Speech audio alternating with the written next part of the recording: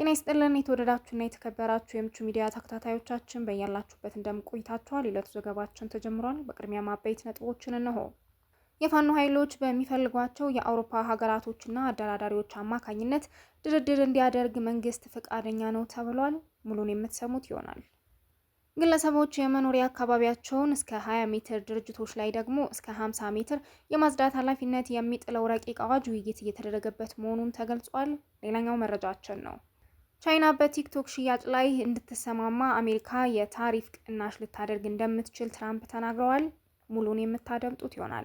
የተወደዳችሁና የተከበራችሁ የምቹ ሚዲያ ተከታታዮቻችን አብራችሁን ስትቆዩ እነዚህንና ሌሎች ሀገር ውስጥና የባህር ማዶ መረጃዎችንም ያደምጣሉ። አብሮነታችሁ አይለየን። የፋኖ ኃይሎች በሚፈልጓቸው የአውሮፓ ሀገራቶችና አደራዳሪዎች አማካኝነት ድርድር እንዲያደርግ መንግስት ፈቃደኛ ነው ተባለ። በአማራ ክልል የሚንቀሳቀሱት የፋኖ ኃይሎች በሚፈልጓቸው የአውሮፓ ሀገራቶችና አደራዳሪዎች አማካኝነት ድርድሮች እንዲያደርጉ መንግስት ፈቃደኛ መሆኑን የአማራ ክልል የሰላም ምክር ቤት ነው ያስታወቀው።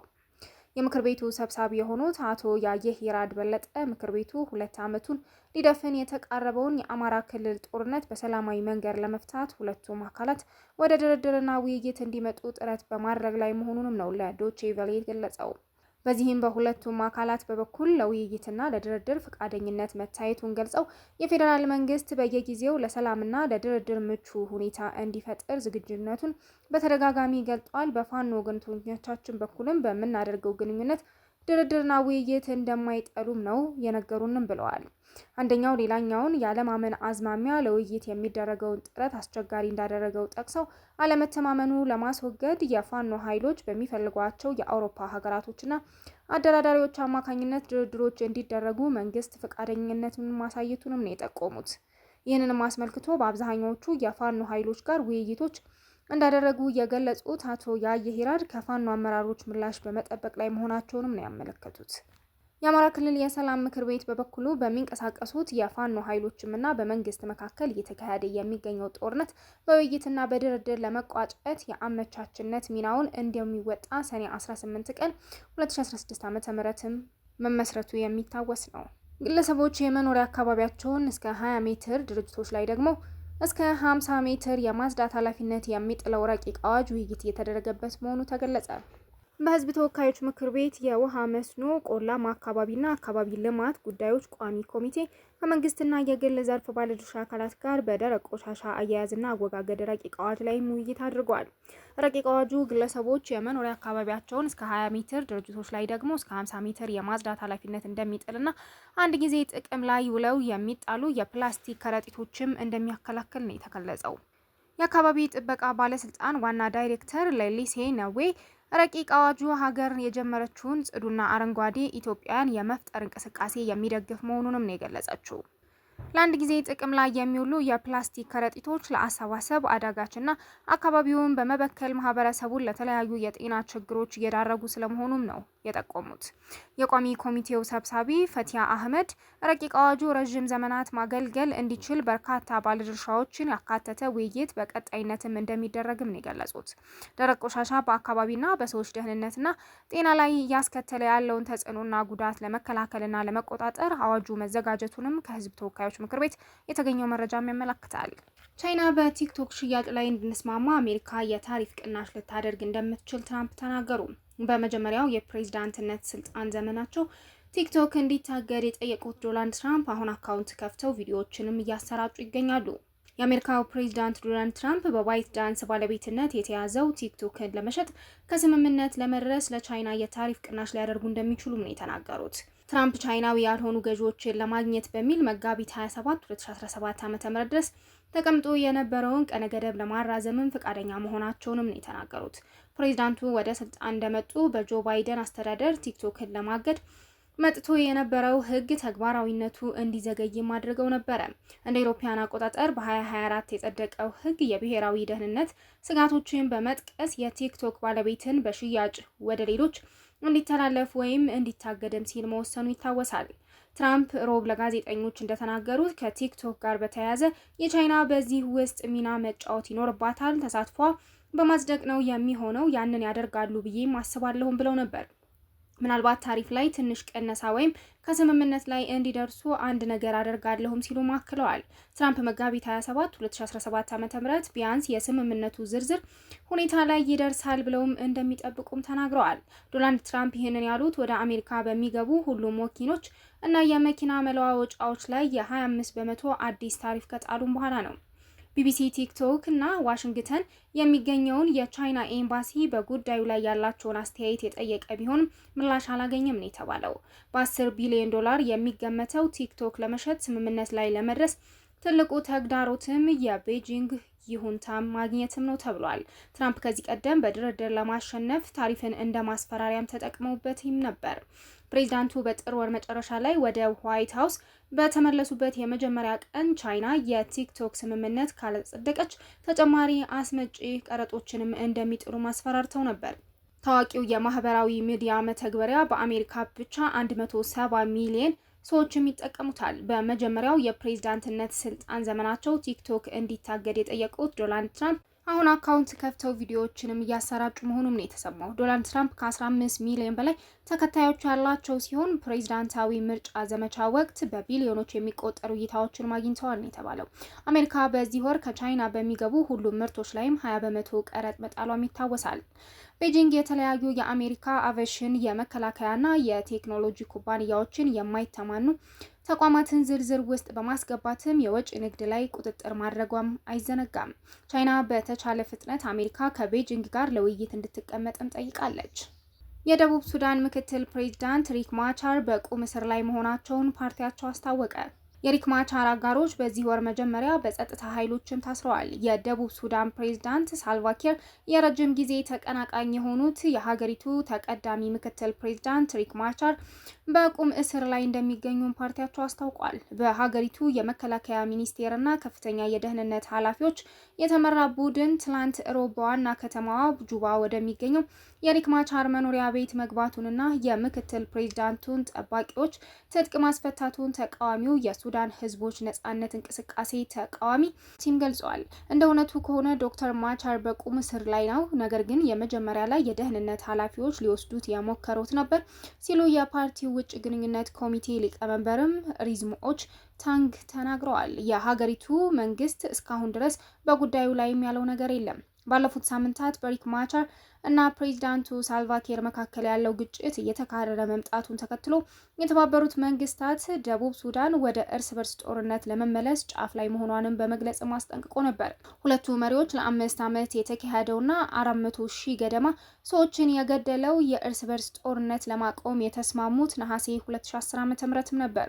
ይሁን እንጂ ባለፉት 7 ዓመታት በተፈጠሩት ብሔር ተኮር ውጥረቶችና አልፎ አልፎ በሚከሰቱ ግጭቶች ምክንያት ግንኙነታቸው እየሻከረ መምጣቱም የተጠቀሰው የሪክ ማቻር ፓርቲ ምክትል ፕሬዝዳንቱ የታሰሩት የደቡብ ሱዳን የሀገር ውስጥ ጉዳዮች ሚኒስቴር ከሆኑት ከባለቤታቸው አንጀሊና ቴኒ ጋር እንደሆነም ገልጸዋል።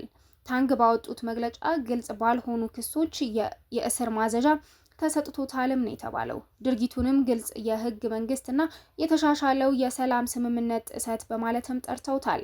አክለውም የተቀዳሚ ምክትል ፕሬዝዳንቱ ሂደቱን ያልጠበቀ እስር የህግ የበላይነትን የሚሸረሽርና የሀገሪቱን መረጋጋት ስጋት ላይ የሚጥልም ነው ያሉት። የሪክ ማቻር እስር መመዝገቡን ተከትሎ በደቡብ ሱዳን የሚገኘው የተባበሩት መንግስታት ተልዕኮ ሀገሪቱ ወደ ጦርነት የምትመለስ ከሆነ ባለፉት 7 ዓመታት በብዙ ልፋት የተገኙ ውጤቶችን የማጣት ስጋት ላይ እንደምትወርቅም ነው ያስጠነቀቀው። ተልዕኮው ሮብ ባወጣው መግለጫ ዛሬ ምሽት የሀገሪቱ አመራሮች ወደ ሰፊ ግጭት ለመመለስ ጫፍ ላይም ቆመዋል ነው ያለው። የ2010 ስምምነት መጣስ ደቡብ ሱዳን ማውደም ብቻ ሳይሆን ቀጠናው ላይም ተጽዕኖ ያመጣልም ሲሉ ነው ያከሉት። የብሪታንያና አሜሪካ ኤምባሲዎች የዲፕሎማቲክ ሰራተኞቻቸው ቁጥር የቀነሱ ሲሆን ዜጎቻቸውን ሀገሪቱንም ለቀው እንዲወጡ አሳስበዋል። የኖርዌይና ጀርመን ኤምባሲዎች በበኩላቸው የጁባ ያላቸውን ስራ አቋርጠዋል። በሀገሪቱ ውጥረት የተባባሰው በነዳጅ ሀብት በበለጸገው የላይኛው ናይል ግዛት የምትገኘው ሰሜናዊዋ ከተማ ናስር ለሁለቱ ተቀናቃኝ ፖለቲከኞች ታማኝ የሆኑ ኃይሎች ግጭት ውስጥ መግባታቸውንም ተከትሎ ነው። ዘለንስኪ ለሩሲያ ቅድመ ሁኔታ አሜሪካ ጠንካራ ምላሽ እንደምትሰጥ ተስፋ እንዳላቸው ገለጹ። ፕሬዚዳንት ቮሎዲሚር ዜሌንስኪ ሩሲያ በጥቁር ባህር ላይ የተደረገውን የተኩስ አቁም ስምምነት ለማክበር ማዕቀብ ይነሳልኝ ስትል ያቀረበችውን ቅድመ ሁኔታ በመቃወም አሜሪካ በእነዚህ ፍላጎቶች ፊት ጠንካራ ሆና ትቆማለች የሚል እምነት እንዳላቸውም ነው የተናገሩት። ሞስኮ የንግድ መርከቦች ደህንነቱ የጠበቀ እንቅስቃሴን እንደሚያደርጉ ለመፍቀድ ማክሰኞ ዕለት የተደረሰው የባህር ላይ ስምምነት ተግባራዊ የሚሆነው የምዕራቡ ዓለም በሩሲያ የምግብና የማዳበሪያ ንግድ ላይ የጣለው እገዳ ከተነሳ ብቻ ነው ብለዋል። ዜሌንስኪ ይህንን ያሉት በፓሪስ ከአውሮፓ ለተሰባሰቡ ጋዜጠኞች ቃለ ምልልስን በሰጡበት ወቅት ነው። ቢቢሲ የአሜሪካ የሩሲያን ጫና ትቃወም እንደሆነ ላቀረበችው ጥያቄ ፕሬዚዳንቱ ሲመልሱ ተስፋዬ እንደዚህ ነው፣ ፈጣሪ ባርካቸው፣ ግን እናያለንም ብለዋል። ዋይት ሀውስ ባለፈው ማክሰኞ እንዳስታወቀው የሩሲያና የዩክሬን ልዑካን በሳውዲ አረቢያ ከአሜሪካ ባለስልጣናት ጋር ለ3 ቀናት የተናጥል ውይይት ካደረጉ በኋላ በጥቁር ባህር ላይም የተኩስ አቁም ስምምነት ለማድረግም ተስማምተዋል። ከሰዓታት በኋላ ግን ክሬምሊን የቅድመ ሁኔታዎች ዝርዝር የያዘ መግለጫ አውጥቷል። ከቀረቡት ቅድመ ሁኔታዎች መካከል በግብርና ንግድ ላይ በተሰማሩ የፋይናንስ ተቋማት ላይ ምዕራባውያን ያስቀመጧቸው ማዕቀቦች እንዲሰረዙና የስዊፍት ዓለም አቀፍ የክፍያ ስርዓትን ዳግም መልሶ መጠቀም መቻል የሚሉት የሚገኙበታል። ትራምፕ መንግስታቸው ሞስኮ ላይ የተጣሉ ማዕቀቦች እንዲነሱ ያቀረበችውን ጥያቄ እየተመለከትነው ነው ሲሉም፣ የአውሮፓ ህብረት ግን ሮብ ዕለት የሩሲያ ወታደሮች ከዩክሬን ግዛት ያለምንም ቅድመ ሁኔታ ካልወጡ በስተቀር ማዕቀቡ እንደማይነሳም ነው የተናገሩት። ዜሌንስኪ በፓሪስ ለተሰበሰቡ ጋዜጠኞች ሲናገሩ አሜሪካ ለምታደርገው የሁለትዮሽ ድጋፍ በጣም አመሰግናለሁም ብለዋል። ነገር ግን አንዳንዶች በሩሲያ ትርክት ተጽዕኖ ስር ናቸው ብለውም እንደሚያምኑም ነው የተነገረው። በእነዚህ ትርክቶች መስማማትም አንችልም ሲሉም አክለዋል። የአሜሪካው ፕሬዚዳንት ዶናልድ ትራምፕ ከራሳቸው ወይም ከሩሲያው ፕሬዚዳንት ቭላዲሚር ፑቲን ጋር የጠበቀ ግንኙነት እንደነበራቸው ለቀረበላቸው ጥያቄ ዜሌንስኪ የሚያውቁት ነገር እንደሌለም ተናግረዋል። አላውቅም፣ እንዲህ ነው ማለት ይከብደኛልም ብለዋል። ምንም አይነት ግንኙነት እንዳላቸው አላውቅም፣ ምን ያህል ጊዜም እንደተወያዩም አላውቅም ነው ያለው። የዩክሬኑ ፕሬዚዳንት ባለፈው ሳምንት የትራምፕ መልእክተኛ ስቲቭ ዊትኮፍ በአንድ ቃለ ምልልስ ለአውሮፓ ዩክሬንን ለመደገፍ የፍቃደኛ ጥምረት ለመመስረት የምታደርገውን ጥረት ስለማጣጣላቸው ያላቸውን አስተያየትም ጠይቀዋል። ዜሌንስኪ በችኮላ ድምዳሜ ላይ እንደማይደርሱም ተናግረዋል። ዊትኮፍ ያላቸውን ልምድ በመኖሪያ ቤቶች ልማት ላይ መሆኑንም በመጥቀስ ልምድ አልነበራቸውም ነው ያሉት። እኔ እስከማውቀው ድረስ ሪል ስቴት እንዴት እንደሚገዛና እንደሚሸጥ ጠንቅቆ ያውቃል፣ ነገር ግን ይህ በተወሰነ መልኩ የተለየ ነውም ብሏል። አውሮፓ በጦርነቱ ወቅት ራሷን በተሻለ ሁኔታ አጠናክራለችም ሲሉም አክለዋል። ቢቢሲ ዜሌንስኪ በታሪክ ውስጥ እንዴት መታሰር እንደሚፈልጉ ጠይቋቸው ሲመለሱም የታሪክ መጽሐፍት ስለኔ ምን እንደሚጽፉ አላውቅም፣ የዓላማዬም ወይም ደግሞ ግቤ አይደለም ሲሉ ምላሽ ሰጥተዋል።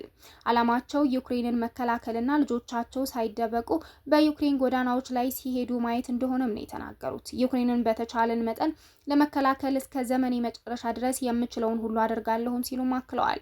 የዩክሬን የሰሜን ጦር ቃል ኪዳንን ወይንም ደግሞ ኔቶ እንድትቀላቀል ይፈቀደላት ወይስ ሳይፈቀድላት በሚለው ጉዳይ ላይ ዜሌንስኪ ሲመልሱ የትራምፕ አስተዳደር የኪየቭ አባላትን እንደማይቀበለው ቢያስታውቅም በትግል የጠነከረው ህዝባቸው ጥምረቱን ጥመዋል ብለው እንደሚያምኑም ነው የተናገሩት። ቃል ምልልሱ የተካሄደው ዜሌንስኪ የፈረንሳዩን ፕሬዚዳንት ኢማኑኤል ማክሮን በፓሪስ ካገኙት ከጥቂት ሰዓታትን በኋላ ነበር። የዩክሬኑ ፕሬዚዳንት ወደ አውሮፓ የመጡት አጋሮቻቸው የፑቲንን ስጋት በቁም ነገርም እንደሚመለከቱትም ለማሳየት ነው የተባለው።